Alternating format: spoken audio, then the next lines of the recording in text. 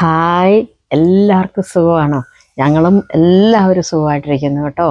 പിന്നെ ഇന്നത്തെ വീഡിയോ എന്ന് പറഞ്ഞാൽ നിങ്ങളെല്ലാവരും ആവശ്യപ്പെട്ട ഒരു കാര്യമാണ്.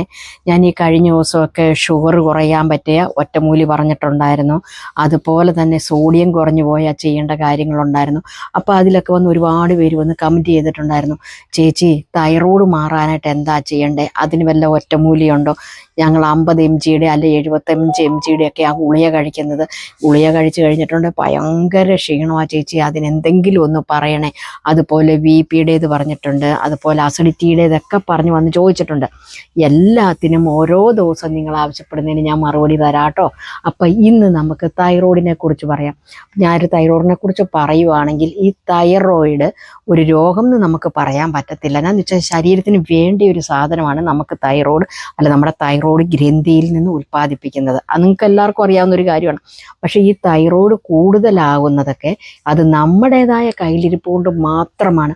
എൻ്റെയൊക്കെ ഒരു ചെറുപ്പകാലത്ത്, അല്ലെ എൻ്റെ അമ്മച്ചിയുടെയോ അല്ലെ അച്ഛൻ്റെയോ ഒക്കെ കാലത്ത് ഈ തൈറോയ്ഡ് എന്ന് പറഞ്ഞത് ഒരു രോഗമേ അല്ല. തൈറോയ്ഡിന് വേണ്ടിയിട്ട് ആരും ഒരു ചികിത്സ ചെയ്തതായിട്ടും അമ്മച്ചിയുടെ ഒന്നും അറിവില്ലെന്ന് പറഞ്ഞിട്ടുണ്ട്. അപ്പോൾ ആ ഒരു കാലഘട്ടത്ത് അങ്ങനെയുള്ളതൊന്നും ഇല്ലാതിരുന്നതിൻ്റെ ഒരു കാരണവും ഞാൻ നിങ്ങളോട് മെയിനായിട്ട് പറയാം. എൻ്റെ അമ്മച്ചിക്ക് 90 വയസ്സുണ്ട്. ഈ കഴിഞ്ഞ ഇടയ്ക്ക് ഞങ്ങൾ അമ്മയുടെ ബ്ലഡൊക്കെ ടെസ്റ്റ് ചെയ്തപ്പം ഡോക്ടർ പറഞ്ഞു, അമ്മയ്ക്ക് ഭയങ്കര ക്ഷീണം, തളർച്ച, ഒന്ന് തൈറോയ്ഡും കൂടി ഒന്ന് ചെക്ക് ചെയ്തേക്കാൻ പറഞ്ഞു. എൻ്റെ പൊന്നെ, അമ്മച്ചിക്ക് തൈറോയ്ഡ് ചെക്ക് ചെയ്തപ്പോൾ ഉണ്ടല്ലോ, അമ്മച്ചിക്ക് തൈറോയ്ഡ് ഭയങ്കരമായിട്ട് കൂടുതലാണ്. അപ്പോൾ ഉണ്ടല്ലോ, അതിന് മുമ്പ് എനിക്കൊന്നും ഇങ്ങനെ ഒരു ക്ഷീണവും കാര്യങ്ങളും ഒക്കെ വന്നപ്പോൾ ഒന്ന് ചെക്ക് ചെയ്തപ്പം എനിക്കും തൈറോയ്ഡ് ഉണ്ട്. അതുപോലെ തന്നെ എൻ്റെ പെൺകൊച്ചിനും തൈറോയ്ഡ് ഉണ്ട്. എൻ്റെ കൊച്ചിനൊക്കെ എന്നാ പ്രായമുണ്ട്. കൊച്ചിൻ്റെ പ്രഗ്നൻസി പീരീഡിലാണ് ടെസ്റ്റ് ചെയ്തപ്പം കൊച്ചിന് തൈറോയ്ഡ് ഉണ്ടെന്ന് അറിയുന്നതും, എന്നിട്ട് പോലും മരുന്ന് കഴിക്കേണ്ടി ഇത് വന്നു. അതാണ് ഞാൻ പറഞ്ഞ, ഈ തൈറോയ്ഡൊക്കെ നമ്മൾ ഉണ്ടാക്കുന്ന ഓരോ കാര്യങ്ങളാണ്. തൈറോയ്ഡ് വന്നു കഴിഞ്ഞിട്ടുണ്ട്, വെളുപ്പിനെ എഴുന്നേറ്റ് നമ്മൾ ജോലിയൊക്കെ ചെയ്യുന്നതിനൊക്കെ മുമ്പായിട്ട് 1 മണിക്കൂർ മുമ്പായിട്ട് നമ്മൾ തൈറോയ്ഡിൻ്റെ ഗുളിക കഴിച്ചിട്ട് വീണ്ടും ഒന്നുകൂടെ കിടന്നൊന്ന് ഉറങ്ങി എഴുന്നേക്കണം, അല്ലെങ്കിൽ നമുക്ക് ക്ഷീണം പോകത്തില്ല. നമ്മൾ ധാരാളം വെള്ളവും കുടിക്കണം ഈ തൈറോയ്ഡിൻ്റെ ഗുളിക കഴിച്ചിട്ടുണ്ടെങ്കിൽ. പിന്നെ നമ്മുടെ ശരീരമൊക്കെ കറുത്ത് വരും ഈ ഗുളിക കഴിച്ചിട്ടുണ്ടെങ്കിൽ. ചിലർക്ക് കണ്ണിൻ്റെ അടിയിൽ കറുപ്പ് വരും, ശരീരത്തിന് ചുളിവ് വരും. നമുക്ക് ഭയങ്കരമായിട്ട് ഇതിൻ്റെ ഒരു കാര്യം ഞാൻ പറയാം, നിസ്സാര കാര്യത്തിന് പോലും നമുക്ക് ദേഷ്യവും സങ്കടവും ഒക്കെ വരും. നമ്മൾ എന്താ പറയുന്നതെന്ന് പോലും നമുക്കറിയത്തില്ല. ചിലപ്പോൾ നമ്മൾ പറഞ്ഞു കഴിഞ്ഞായിരിക്കും ചിന്തിക്കുന്നത്, അയ്യോ ഞാനത് പറഞ്ഞത് കുഴപ്പമായിരിച്ചു, അങ്ങനെ പറയണ്ടായിരുന്നെന്ന്. നമ്മൾ പിന്നെ അങ്ങനെ പറഞ്ഞിട്ട് പിന്നെ ചിന്തിച്ചിട്ട് കാര്യമില്ല. എനിക്കും ഈ പ്രശ്നമുണ്ട്. ഞാൻ പറഞ്ഞില്ലേ, എൻ്റെ അമ്മച്ചിക്ക് ഇത്രയും വയ്യാഴിയായിട്ട് പോലും അമ്മച്ചിയോട് നമ്മൾ എന്തെങ്കിലും കാര്യമായിട്ട് കഴിക്കാനോ അല്ലെ കുടിക്കാനോ ഒക്കെ പറഞ്ഞിട്ട് അമ്മയ്ക്ക് ഭയങ്കരമായിട്ട് ദേഷ്യം വരും. അപ്പം നമ്മൾ ഓർക്കും, അമ്മച്ചിക്ക് എന്നതാ ഇത്രയും വയ്യാഴിയായിട്ടും അമ്മച്ചിക്ക് ഈ ദേഷ്യം അരിച്ചൊന്ന് മാറ്റിയ എന്നാന്ന് വിചാരിക്കും. എനിക്കും അതുപോലെ തന്നെ ഭയങ്കര അരിച്ചവും ദേഷ്യമൊക്കെ ആയിരുന്നു. ഞാൻ കഴിച്ചുകൊണ്ടിരുന്നത് കേട്ടോ 25 mg ഗുളികയായിരുന്നു. ഇപ്പോൾ അമ്മച്ചിക്ക് കൊടുക്കുന്നത് 25 mg ഗുളികയാണ്. പക്ഷെ ഞാൻ അമ്മച്ചിക്ക് ഇപ്പോഴും തുടർന്ന് കൊടുക്കുന്നുണ്ട് ഗുളിക. പക്ഷേ ഞാനും എൻ്റെ പെൺകൊച്ചും ഗുളിക കഴിക്കുന്നില്ല കേട്ടോ. അമ്മച്ചിക്ക് കൊടുക്കുന്നതെന്ന് പറഞ്ഞു കഴിഞ്ഞാൽ അമ്മച്ചിക്ക് പല രോഗങ്ങളും ഉള്ളത് കൊണ്ട് അമ്മച്ചിക്ക് പിന്നെ വായിക്കാത്താണല്ലോ പ്രശ്നം. അപ്പോൾ ഈ തൈറോയ്ഡും ഇതുമായിട്ടൊരു കണക്റ്റിങ്ങും കൂടെ വരും. അതുകൊണ്ട് മാത്രമാണ് അമ്മച്ചിക്ക് ഞാൻ തൈറോയ്ഡിൻ്റെ ഗുളിക കൊടുക്കുന്നത്. അല്ല, ഞാൻ അമ്മച്ചിക്കും കൊടുക്കുന്നില്ല. പക്ഷേ അമ്മച്ചിക്ക് തൈറോയ്ഡിൻ്റെ ഗുളിക കൊടുക്കുന്നുണ്ടെങ്കിലും എല്ലാ ദിവസവും ഞാൻ കൊടുക്കുന്നില്ല. ആഴ്ചയിൽ ഒരു 3 ദിവസമൊക്കെ അമ്മച്ചിക്ക് കൊടുക്കുന്നുള്ളൂ. അതിൻ്റെ മെയിൻ കാരണം ഞാൻ നിങ്ങളോട് പറയാം. നമുക്ക് ഈ തൈറോയ്ഡ് വരുന്ന കാരണം, നമ്മൾ എന്ന് നമ്മുടെ ജീവിതത്തിൽ നിന്ന് കല്ലുപ്പ് മാറ്റി പൊടിയുപ്പിലോട്ട് വന്നു, അന്ന് തുടങ്ങി നമ്മുടെ കഷ്ടകാലം. ഈ പൊടിയുപ്പിൽ ചേരുന്ന അയഡിനൊന്നും ഉണ്ടല്ലോ, ഒറിജിനൽ അല്ല, കൃത്രിമമായിട്ട് കയറ്റുന്ന അയഡിനൊന്നും നമ്മുടെ ശരീരത്തിന് പറ്റിയ ഒരു സാധനമല്ല. നമ്മൾ കടലിൽ നിന്ന് പണ്ട് നമ്മുടെ കടകളിൽ കൂടെ കൊണ്ട് നമ്മൾ കിലോ കണക്കിന് തൂക്കി മേടിച്ചിരുന്ന ഒരു ഉപ്പ, കല്ലുപ്പല്ലേ, നമ്മൾ അതായിരുന്നു നമ്മൾ മൃഗങ്ങൾക്ക്, പശുവിനായാലും ആടിനായാലും പന്നിക്കൊക്കെ ആയാലും വെള്ളം കൊടുക്കുമ്പോഴും കലക്കി കൊടുക്കണം. ഇപ്പോൾ ഈ പറയപ്പെടുന്ന പശുവിനും ആടിനും പന്നിക്കും ഒക്കെ എന്തൊക്കെ അസുഖങ്ങളാണ്. മനുഷ്യരുള്ള എല്ലാ അസുഖങ്ങളും മൃഗങ്ങൾക്കും ഉണ്ട്. അത് തിരിച്ചും പറയാം, മൃഗങ്ങൾക്കുള്ള എല്ലാ രോഗങ്ങളും മനുഷ്യനും ഉണ്ട്. അപ്പം നമ്മൾ എന്ത് ചെയ്യണം? ഇപ്പം മൃഗങ്ങൾക്ക് പോലും ഈ പൊടിയുപ്പാണ് ഇട്ട് കലക്കുന്നത്. അല്ലെങ്കിൽ പിന്നെ കലക്കിയിട്ട് വലിയ ഇങ്ങനെ വെച്ച് നമ്മൾ വെള്ളത്തിൻ്റെ അകത്തോട്ട് കലക്കി കല്ലുപ്പാലെന്ന് വരണമെങ്കിലൊക്കെ താമസമാണ്. പണ്ടെന്നൊക്കെ പറഞ്ഞാൽ പിണ്ണാക്ക് നമ്മൾ വെള്ളത്തിലിടുന്ന കൂട്ടത്തിൽ തന്നെ ആ വെള്ളം പശുവിന് എന്തോരമാണോ കൊടുക്കുന്നത് ആ അളവ് കണക്കാക്കി നമ്മൾ കുറച്ച് ഉപ്പുകല്ലും കൂടെ വാരിയിടും. ഇത് വെള്ളം കൂട്ടി കൊടുക്കുന്ന സമയത്തിന് ഇത് അലക്കും. ഇപ്പോൾ എല്ലാവർക്കും മടിയാണ്, എല്ലാവരും എളുപ്പമല്ലേ നോക്കുന്നത്. നമ്മൾ എന്ത് ചെയ്യണമെന്ന് ചോദിച്ചിട്ടുണ്ടെങ്കിൽ നമ്മൾ വീണ്ടും നമ്മുടെ കല്ലുപ്പിലോട്ട് തിരിച്ചു വരിക. അതായത് ഇപ്പം പല സൈസാണ് ഉപ്പ് ഇറങ്ങുന്നത്. റെഡ് കളറുള്ള ഉപ്പ്, മഞ്ഞ കളറുള്ള ഉപ്പ്, ഏതൊക്കെ ഉപ്പ് ഇറങ്ങുന്നത്. ഹിമാലയയുടെ ഉപ്പിൻ്റെ അകത്ത് അയ്യോ ഐഡിയ അങ്ങോട്ടും സോഡിയൊക്കെ അങ്ങോട്ട് കയറി കിടക്കുക എന്നാണ് പറയുന്നത്.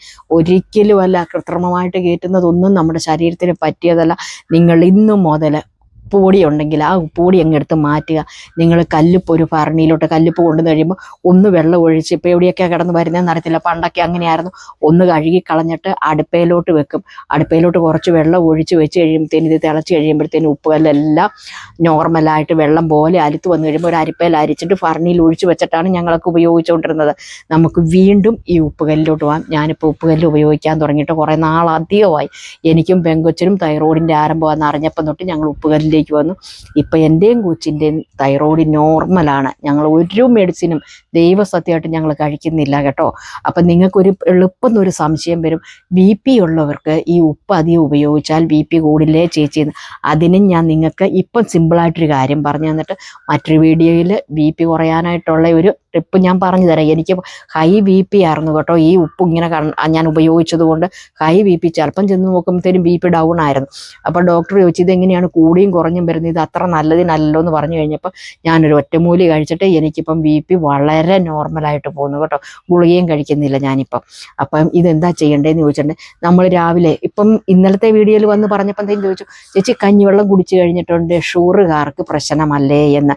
ഒരു കഞ്ഞി, അതായത് 1 കിലോ അരി ഇട്ടിട്ട് ആ കഞ്ഞിയുടെ വെള്ളം മുഴുവൻ നിങ്ങളോട് കുടിക്കുന്ന കാര്യമല്ല ഞാൻ പറയുന്നത് കേട്ടോ.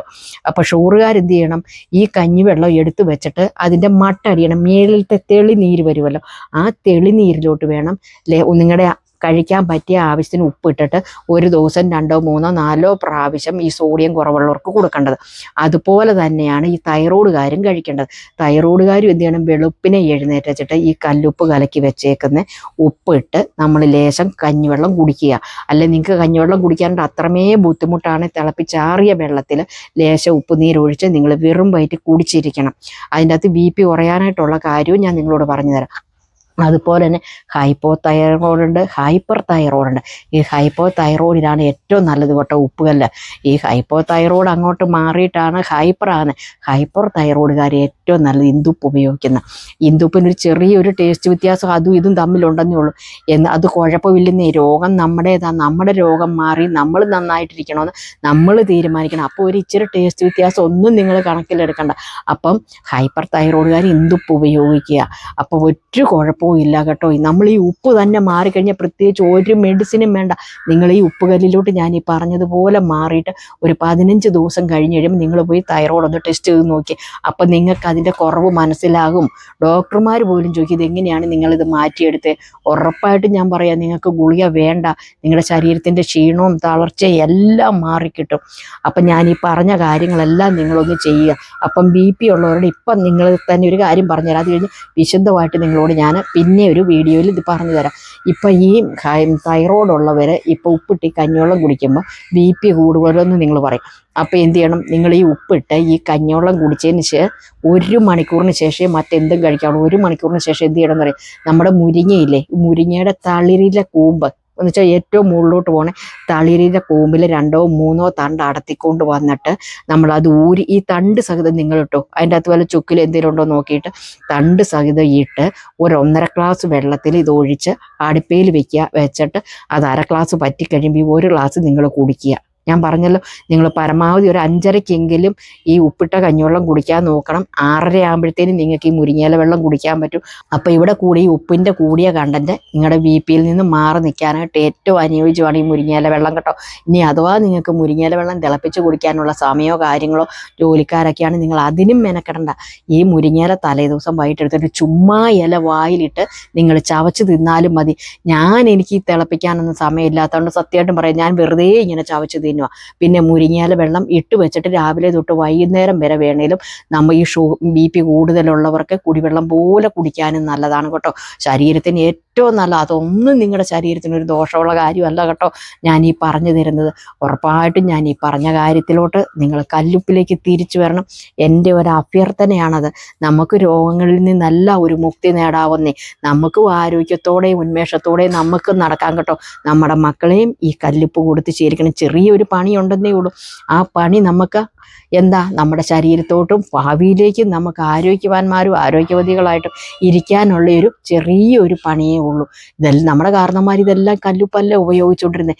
എന്നീ പൊടിവർക്ക സാധനത്തിലോട്ടും മസാല സാധനത്തിലും വന്നു അന്ന് തുടങ്ങി നമുക്ക് രോഗങ്ങളും അസുഖങ്ങളും എല്ലാം. നിങ്ങൾക്കും അത് എല്ലാവർക്കും അറിയാവുന്ന കാര്യമാണെന്ന് എനിക്കറിയാം.